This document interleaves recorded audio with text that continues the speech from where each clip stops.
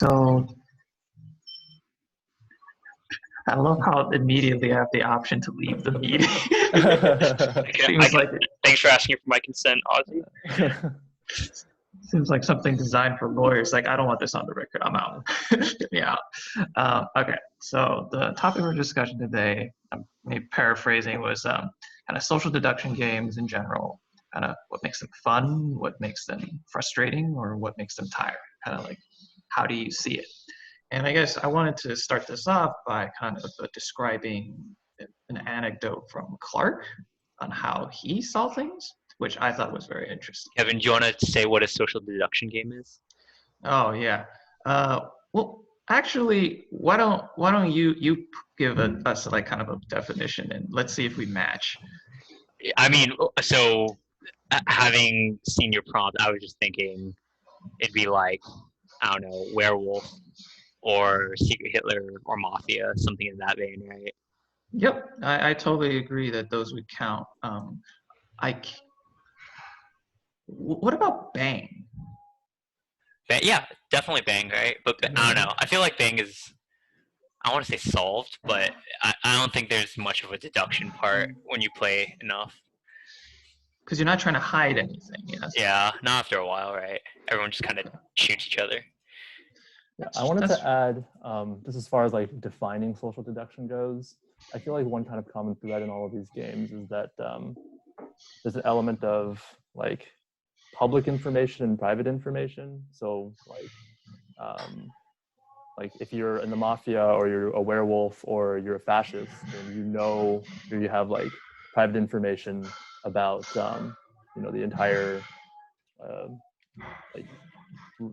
group of people that are playing. Whereas if you're on the other team, then you don't know those things. And I feel like a big aspect of the game is that latter group of people kind of trying to deduce what the private information is that the other group holds. So I don't know. That was kind of my attempt at trying to define this. Yeah, the differing level of information definitely makes sense. Yeah. So it sounds like one thing that needs to be there is information asymmetry, and kind of on a related point, that kind of often arises out of the role-playing aspect of the game, right? Like depending on your role, you're going to be aware of different sets of information. And the last point that Osmond started touching on, I thought I didn't think about before, was this idea of a majority, like the latter group, so to speak. It seems like that the winning condition oftentimes is by default phrased in terms of that majority, right? Like in werewolf, sure, the werewolves have their own win condition, but usually it's framed in terms of the villagers need to figure out who the werewolves are, and kind of the werewolf's win condition is defined as kind of the converse, right? Yeah. So can you imagine a game where the private information was held by a majority of the people? Could that make that be balanced? Yeah, the game where we play during like college orientation, where everyone's there's one guy trying to blend in and everyone else is like knows where you are. Remember? Yeah, that's like an example of that one, right? Yeah, but the asymmetry is still a key part. What is that one? You play with your phone. Location. Yeah, I know what game you're talking about. I don't know, but that game's hella fun. All right. So, kind of with a rough idea of what is. Did someone want to say something? No, go ahead. Oh, okay. Kind of with that broad idea of what it's called Spyfall. A social deduction game is like. The kind of anecdote I have from Clark is when he first tried playing, was it Werewolf, with, I guess, a couple of us, right? He had played Werewolf previously with folks he knew from, I guess, international students, right? And the first time he tried playing with us, he got super frustrated. Like he just like was not having. It's like, are you guys actually playing the game, or are you just trolling, right? Because he felt it was so different. Right? Wait, when you're playing with us versus international students? Yes, and I have played with him with like groups of international students. It is very different, right? And so he was basically complaining. It's kind of like, you guys aren't even trying. You're literally trolling, right? You could have figured out who the werewolves were if you just like thought about it and tried to do it. But then, all of a sudden, like Alan and Uche are up in arms against each other, wasting so much time, and then like no one can really focus. And then you give such bad advice about like who the hunter should kill. Like it's just terrible. Like I can't play this. Like he was having a mental break. Right? And so that was the first time, right? And I was like, okay, well, if you don't like it that much, you don't have to play it. Right? And a while later, he decided to give it another try. And the second time, he said he had a lot of fun. And I was like, oh, wow, what changed? It's like, well, I started to gain a different appreciation for the game, right? Because and the way I would kind of describe it is kind of, we call it a social deduction game, right? So the first time he played, he was focused purely on the deduction aspect, of which that particular round we didn't do a very good job of deducing shit. Like it was just a shit show, like what was happening. And some people get really into that, but for other people that's just tiring and not very interesting at all, right? Because the way Clark had been used to playing it was kind of almost like everyone sits in a circle and like tries to figure out who the werewolves are, and the werewolves have to kind of like very methodically like given misinformation. It's very like thinking heavy, right? But kind of the second time he played with us, he focused more on the social aspect of it, which is all the banter and the boisterousness of like the overall scene, right? So like that in itself is also very entertaining. The social power of the social deduction game, right? Like people kind of get into their roles, not just from like a strategy perspective, but like just overall comicalness of things, right? Like when Uche just miraculously like picks out 3 of the werewolves when he actually didn't know shit, right? Like that was hilarious, right? If you remember that game. So yeah, so I guess like kind of going back to the prompt, then it actually led me to think about this prompt, which was kind of like, well, if some people kind of are playing social deduction games, they find it really fun, and other people they know they tend not to like to join on. I know KC, for example, used to be very, very like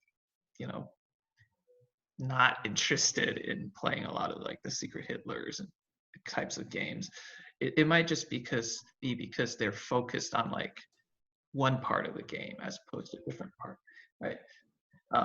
Like one way I might try to explain why later on KC was a little bit more interested in kind of playing these games with us is because he realized that we weren't so focused on the deduction part all the time.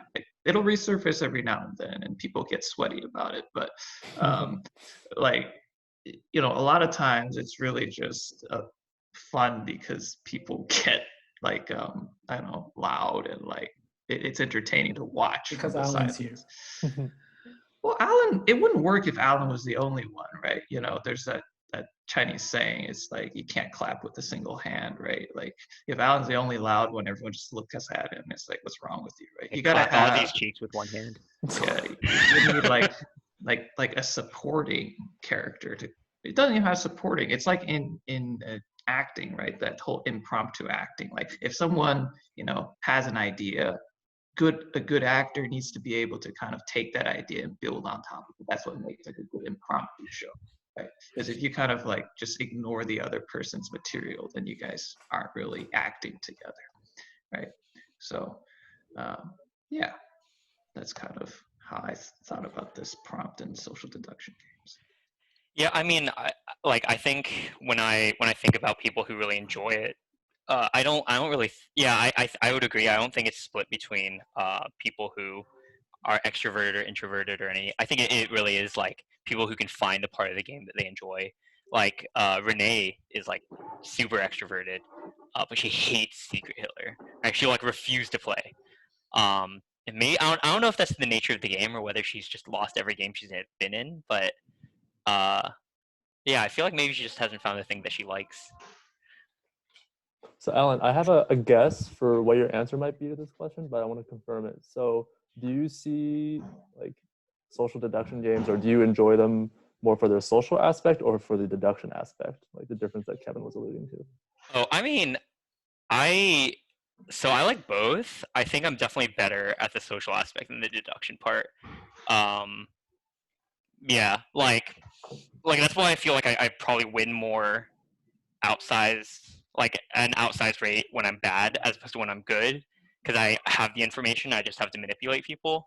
But when I don't have the information, I've noticed I frequently guess wrong, right? And then when I'm good and I don't have the information, I manipulate people into guessing wrong with me.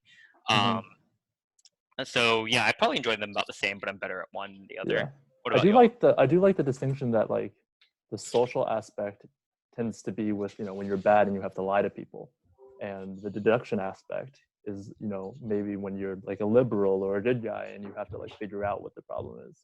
Yeah, they're like Uh, different games depending on yeah. what side you're on, right? But then, I mean, maybe Kevin was suggesting that like in our groups, like, you know, Uche doesn't necessarily need to use his deduction skills, right? Uche never uses deduction skills. He just sort of points them out, right? And so I think, you know, maybe, yeah, like it could be possible to, I mean, like, it isn't necessarily that like social means bad guys and deduction means good guys. It could kind of like go both ways.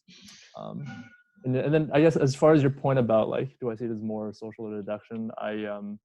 I've recently been playing a lot of Secret Hitler with like my grad school friends. Which is the GOAT interaction game, I It's a think. great game. Yeah. People certainly really like it, and like it's oh, it's Justin. Justin. Oh my god, turn off that video, my word. That video was 80% forehead. What? No, turn it on. I want to see your beautiful face, Justin. Well, why can't I see yours? Well, because I don't have a camera on my phone or That's not fair. on my computer.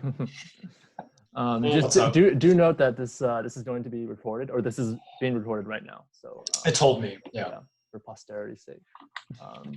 Yeah, I'm currently responding to a question that Alan had about like whether or not I enjoy the social aspect of these kinds of games or the deduction aspect. That was like kind of a dichotomy that Kevin mentioned in his starting prompt.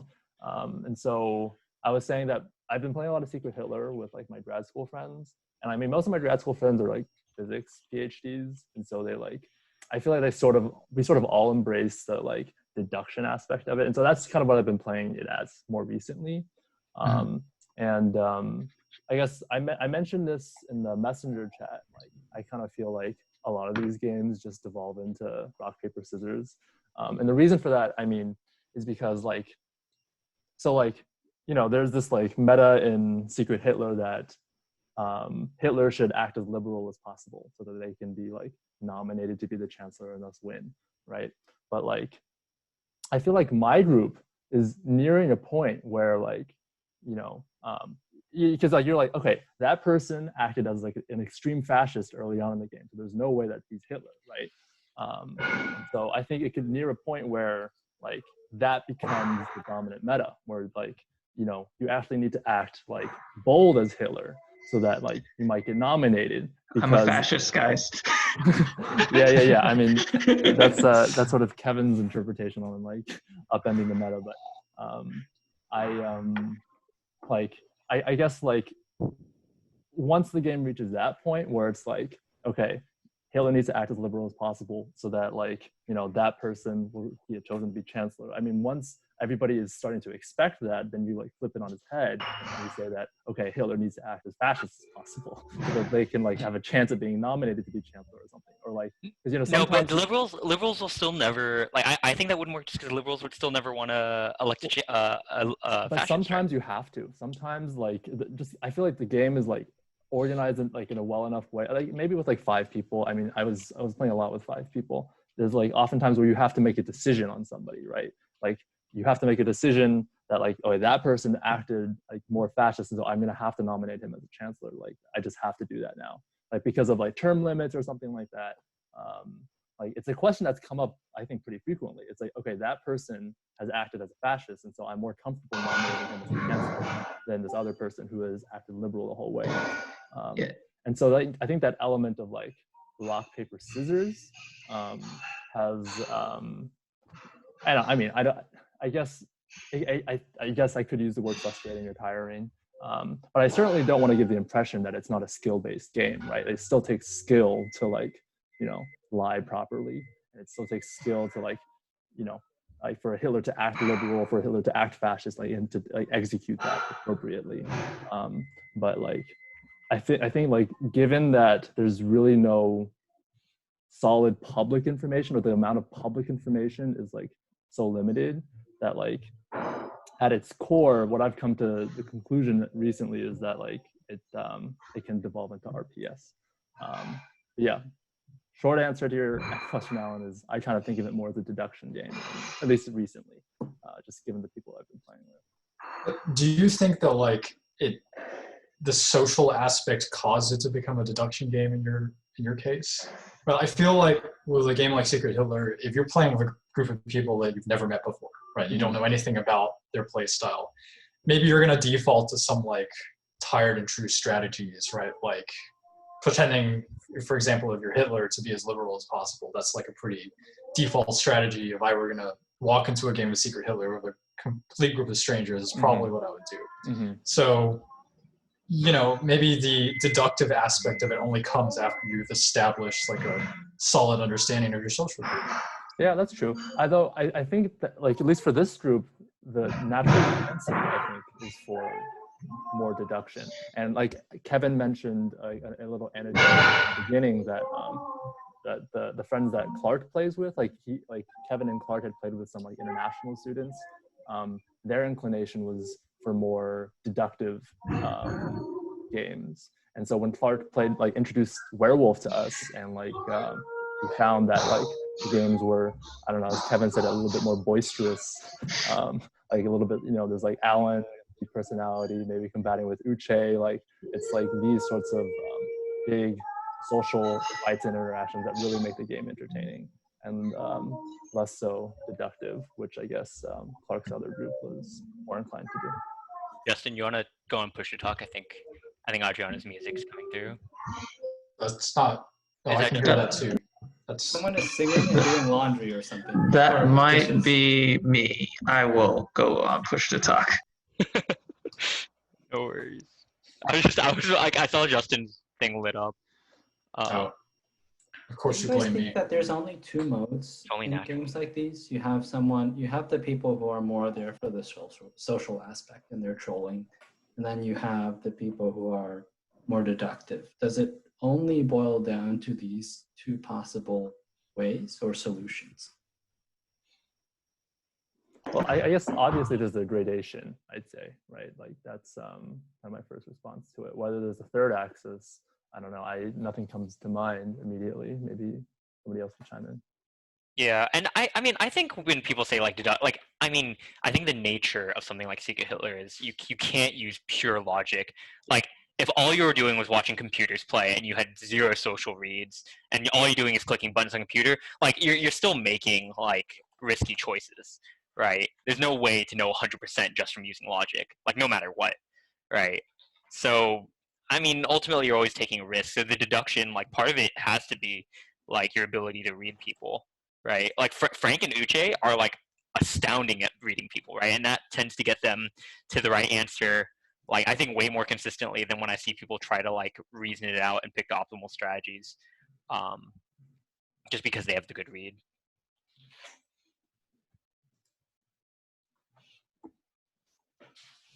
I think I saw Kevin unmute himself. Did you have something to say?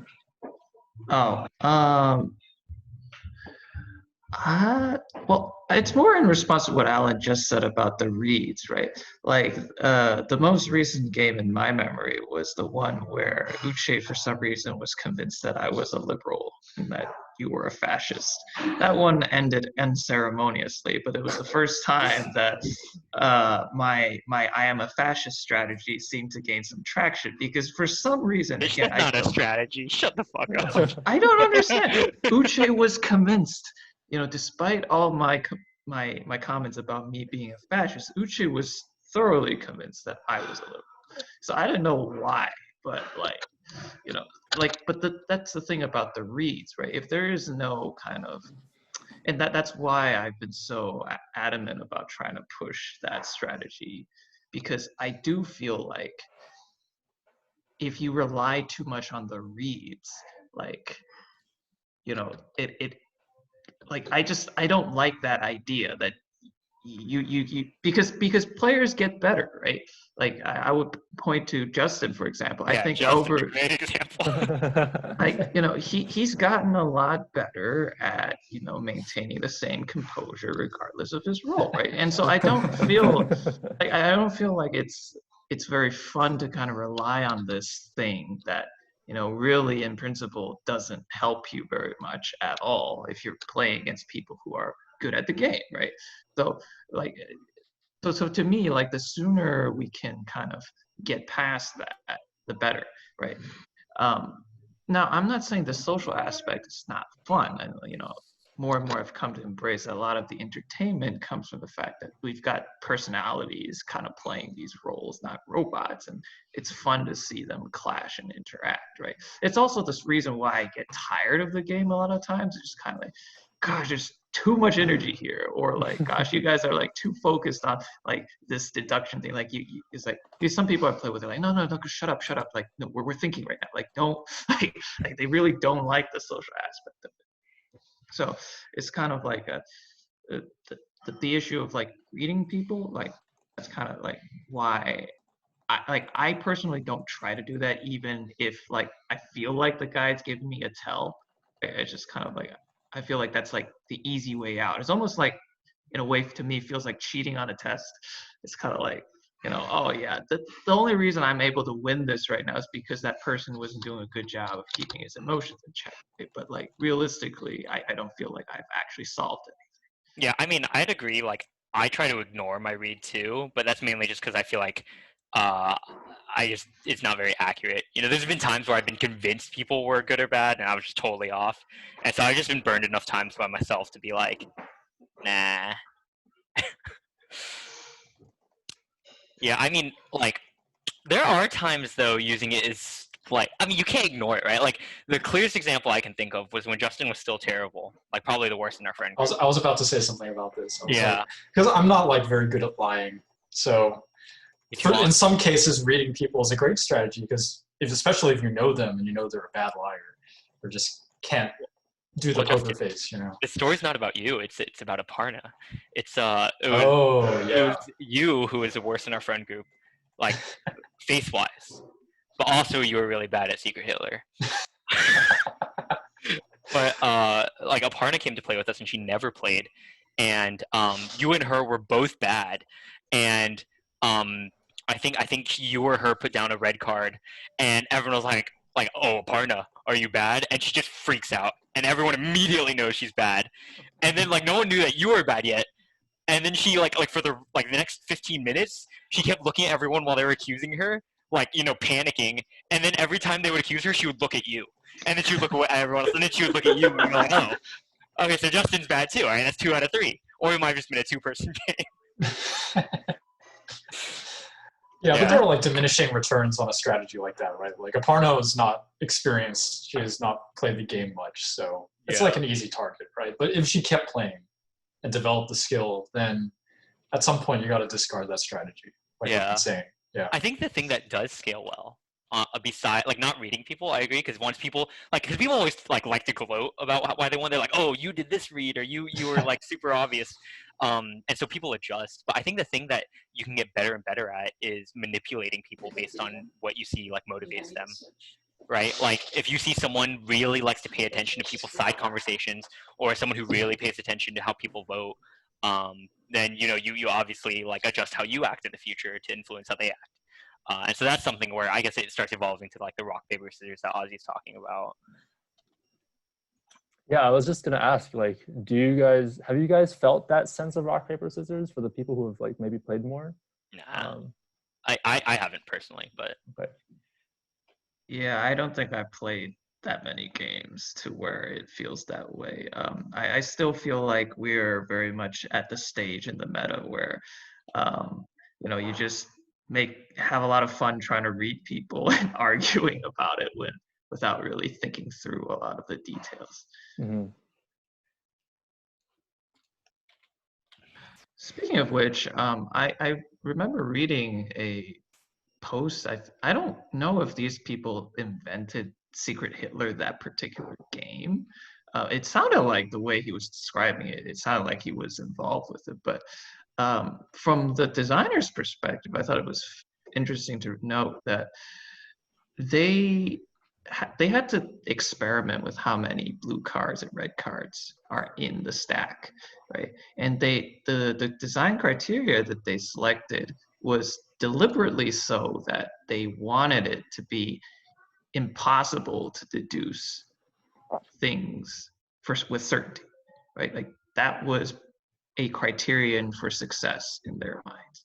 Like, because a couple of the iterations early on that they made, they felt it wasn't balanced because you could reliably figure out, or you could never figure out, right? Like it was tilted one way or another. So they picked deliberately a kind of a mix of these cards so that there are instances where you can or get very close, and then there are instances where you're like just it's a blind shot in the dark, right? So yeah, that is interesting. I definitely, when I first played the game, I got the sense that there was a lot of thought put into it about the number, obviously, fascists versus liberals, but the number of cards in particular. Yeah, like 11 and 6. it's a very, I thought it was a very carefully chosen, like it seems like a very carefully crafted game, right? As far as yeah. And when you reshuffle, like how it takes the last two cards and doesn't reveal them. Exactly. Yeah. Right. Yeah. Like there's 17 total cards, but you only get 5 rounds of 3, right? So like there's gonna be 2 cards that you don't see, and so it's just yeah. There's very like, carefully thought out. They make you play the odds, right? Like. Yeah. I can imagine why that drives some people crazy too. Like some people just like knowing with certainty, right? Yeah. So what do you guys think is like? Do you guys feel like there's a certain personality type that doesn't like these sorts of games, or do you think like if like from the vast majority of like normal, generally well-adjusted people, you'll find some social games to like, like, or do you think that there's just some kind of person that just will not like it no matter what? I feel like introverted. Oh, sorry. No, go ahead. Right. I was going to say, I mean, I think obviously introverted people struggle or probably don't enjoy games like Secret Hitler or other social games quite as much. I think, if a lot of these games are predicated on like having to speak out, especially in a role like, I don't know, if you're a non-Hitler fascist where you have to kind of manipulate the narrative, that can be really challenging to break into, right? If you're not like a natural sort of leader or a natural instigator who likes to jump into the fray. I would kind of describe myself that way, like just not. I enjoy games where you have the opportunity to like sit back and kind of strategize more than think on the fly and like have to do things fluidly. I think Secret Hitler is one of those games where it's a little challenging in that sense. So I agree with Justin.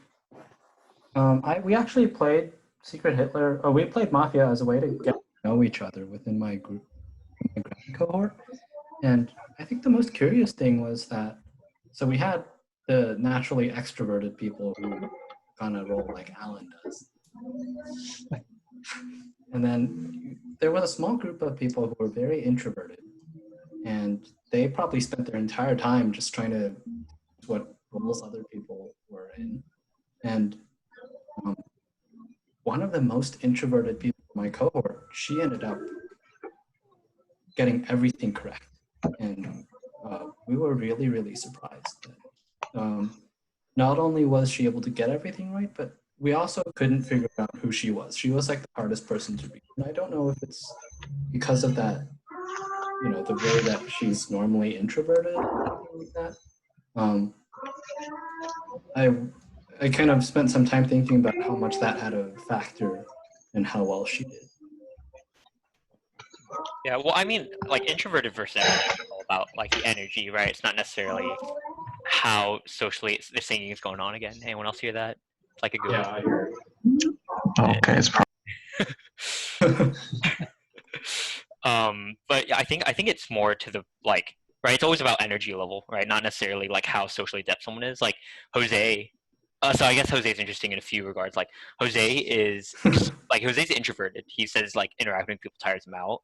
but he's like one of the most socially adept people I know.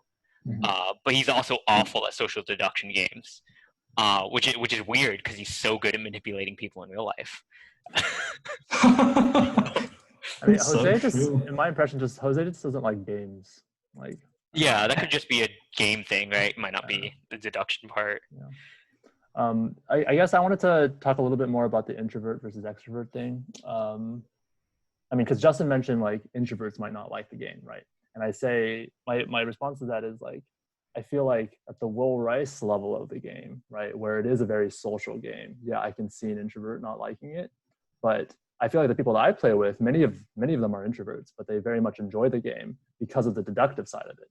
And I feel like, at least in the Will Rice level, I feel like that's maybe an aspect of the game that has been missing, and a game that like, or like a feature or that like Kevin has trying to like add to it, right? Like he thinks maybe like, you know, getting a tell off of somebody is like almost like cheating, right? Because there's like, I don't, maybe he thinks the core element of the game is the deductive side of it. And yeah, as far as like people who don't like the game though, I mean, you mentioned Renee earlier, Alan, as like an extroverted person who hates the game. Yeah, I mean, my first thought is like people who don't like lying, right? Like there's people who just like, I don't know, this the idea of lying to other people maybe just really discomforts them, and so just like or having like being lied to, right? Like, yeah, or being lied to, right? Just maybe they just have this, you know, inner sense of honesty that like they can never like, you know, detach from like their everyday lives, that they have that sense of honesty. I don't know, that's just an idea. I also get the sense that a lot of the aversion, maybe it's more common in the introverts. It's sometimes you have to go head to head with someone. Like it's your story against theirs, it's your word against theirs, right? And sometimes I even find myself falling into this trap. I start blurring the lines between, okay, maybe I'm lying right now, but that's in my capacity as a fascist, which I always am, by the way. But you sometimes worry that if you kind of establish a reputation of, you know, misleading folks, that somehow in any way tarnishes your reputation more generally. Like I've had that concern sometimes, right? I usually don't attribute too much weight to it, but I wonder if, in fact, that is what causes some people to not want to kind of invest in this game because they feel like it does like damage people's impressions of them, right? So I was very surprised, David, when you brought up that this was kind of an icebreaker game. Because I'm like, I hope y'all didn't have like the wrong idea about your coworkers. Like, oh damn, that guy's like a lying son of a bitch. Like, I don't want to trust any results he submits. Like, get me out, right? I was like, oh, she's smart. She doesn't say anything, but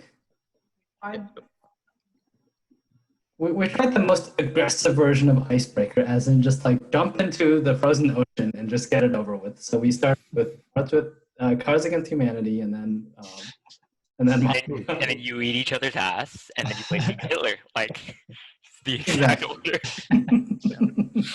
I did you know, I linked that Wikipedia article to Mafia in the chat, and yeah, I mean, I think the one relevant part that I quoted was the physiological stress of sustained lying.